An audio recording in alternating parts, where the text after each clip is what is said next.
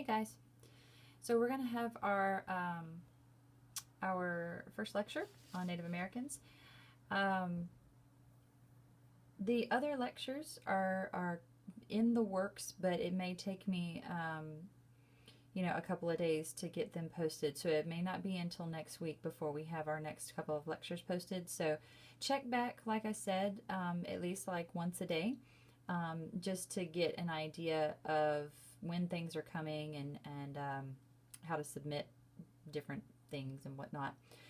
Okay, so the lecture for today, this is our very first lecture, and this is dealing with the Mississippi Valley pre-European contact.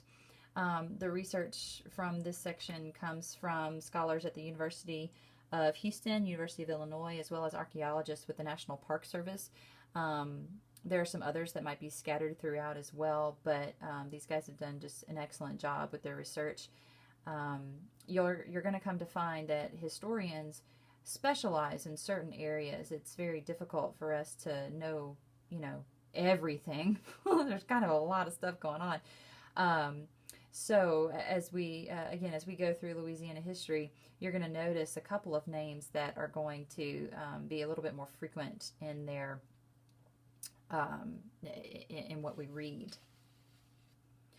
So the Mound Builder people, they're all living around or sort of in the Mississippi River region, right?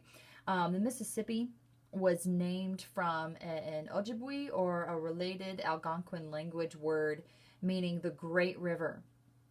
And it was an incredibly important factor in intertribal commerce. After about 750 A.D., the mound building culture known as the Mississippians emerged in the Mississippi Valley and the Gulf Coast. They wound up cultivating an improved variety of corn, as well as using flint tools for farming instead of digging with sticks, which greatly increased agricultural productivity and allowed them to build some of the largest cities in prehistoric North America. So here is a map of this region, and you can see the Mississippi is this larger river traveling in from the north all the way down. This is the Red River, so the river that travels right here next to Pineville through, dividing Pineville and Alexandria. That's the Red River, and it connects with the Mississippi River, which goes all the way down into the Gulf of Mexico.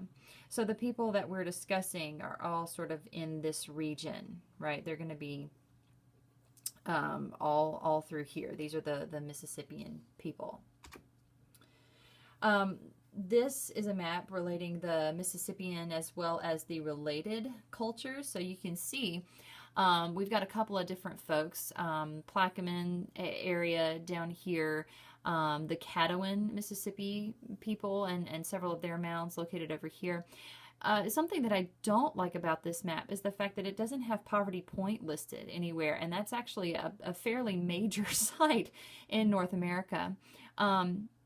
But anyway, so you can see all these different places. There are actually quite a bit throughout the region. Probably the largest that we know of is Cahokia, located near modern-day St. Louis. The description for this map says this is a map showing the various Mississippian cultures, including the Caddoan Mississippian culture and the Plaquemine culture, as well as the other cultures influenced by the Mississippians. The Fort Ancient culture and the Aniota people. It also shows a few important sites such as Cahokia, as I mentioned, Moundville, Etowah, Town Creek, Spiro, Kincaid, and Angel. If I've mispronounced anything, just go with it. Okay, so as I mentioned earlier, the Mississippi River is an important factor in intertribal commerce, and this continued when tribes began to interact with European traders. During the late 17th and early 18th centuries, this commerce, at least in the lower Mississippi, involved the Indian slave trade. Some tribes raided others for the express purpose of acquiring captives to sell to Europeans. This is nothing new. I mean, we've seen this all over the world. Native Americans had a slightly different perspective on slavery and on taking captives. We don't have a great deal of time to go through that, but if you have an interest in it, come and talk to me about it personally, and we can have an extended conversation on the purpose of acquiring captives. Enslaved natives were sent to colonial plantations in North America as well as the Caribbean. The Indian slave trade died out by the early 18th century as chattel slavery became more and more an exclusively African experience. In time, commerce between Indians and whites on the Mississippi was dominated by the fur trade. The different tribes and settlements that are in the area, the largest that we know about was Cahokia, across, once again, from present-day St. Louis, which probably had a population of around about 20,000. But there were many other Native Americans and Native American groups living along the Mississippi, and I've listed some of them out for you. The Choctaw, Chickasaw, Quapaw, Osage, Caddo, Natchez, Tunica, the Creek, the Seminole. These guys occupied territories in the lower Mississippi. The Seminole are very much further, what is that, north, south, east. They're very much further east, but I like to kind of include them because of the Andrew Jackson connection, but whatever. To protect the population, many natives built stockades around their cities. So much like the Mexican natives, Mississippians built flat-topped mounds in the center of their cities where chiefs lived and also where they kept the bones of their deceased chiefs. So here is a map of Cahokia and what it would have looked like back in the day. What's kind of fun is that Stonehenge over in the UK, and here is Woodhenge, and I just like that. I think that's fun. But this is a map that I found with the National Geographic that somebody produced, somebody made, and you can see the various mounds that we have evidence for in Cahokia. So there's the large flat top mound in the center, and this is going to be sort of like the center point, as it were, of the city. The largest of the Mississippian settlements may have become city-states, which exercise control over the surrounding countryside. Within their towns, the Mississippians created a complex, stratified society with a distinct leadership class, specialized artisans, an extensive system of trade, and priests. The Mississippians' religion was known as the Southern Ceremonial Complex. So within their religious beliefs, we can see the two traditions. We have the agrarian tradition, which is going to emphasize fertility, celebrated in a yearly round of special ceremonies designed to encourage rainfall and crop productivity. The hunting tradition tended to emphasize a single male deity, but the agrarian tradition had a larger number of gods and goddesses. Also, unlike the hunting societies, agricultural societies tended to have an organized priesthood and permanent temples or shrines. So we do have some variations and some differences between the different Mississippian cultures. I do apologize for the movement. I'm just looking at the PowerPoint slide, so if you have the PowerPoint, you can print it out, or you can just pull up on the computer and watch that as opposed to watching this. It's whatever floats your boat. Mississippian cultural patterns included towns with several hundred to a few thousand residents. They farmed, they fished, they hunted. We do see varying degrees of social stratification. So some people may have a more strict social distinction between classes than others. Many had a tendency towards matrilineality. That's the word I have on my paper. They were matrilineal, which means they traced the descent through the mother's family. And if you remember our video that we watched Basically, children are born into the mother's line. If I could put it probably in a very simplistic form, it would be as if the mom or the dad took the mom's last name. It doesn't mean that the mom has full control over everything, but she does have a great deal more authority than what we see in the European tradition. Some cultures that were matrilineal, the women had a great deal of power, and they could even divorce their husbands simply by putting their stuff outside the front door, and the husband would come home and be like, okay, and he couldn't really say anything about it. So, you know. Forms of political organization ranged from autonomous towns to sets of villages that would pay a tribute, like protection money, to a dominant town. A history of intertribal warfare in the Southeast led many tribes to band together for protection in confederations, some of them tighter than others. The Mississippian cultures grew until about the 1500s, when diseases introduced by Europeans, especially smallpox, resulted in a sharp decline in the population. But one group of Mississippians, the Natchez, survived into the 1700s long enough to be described by Europeans. Located about 2.5 hours northeast of LC, in a place called Pioneer, Louisiana, we have Poverty Point, which is an archaeological gem that is now a World Heritage Site. It was the 22nd one.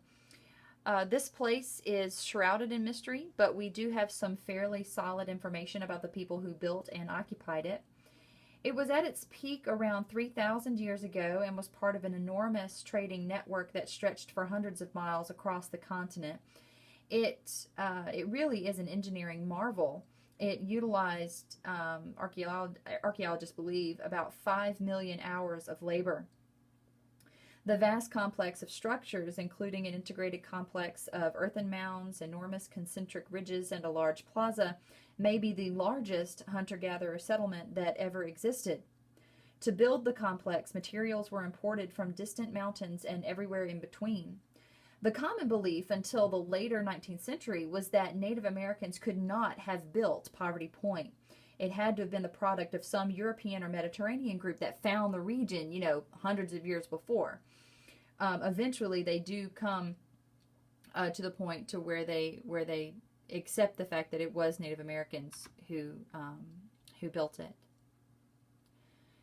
So here is an artist's rendition once again of Poverty Point.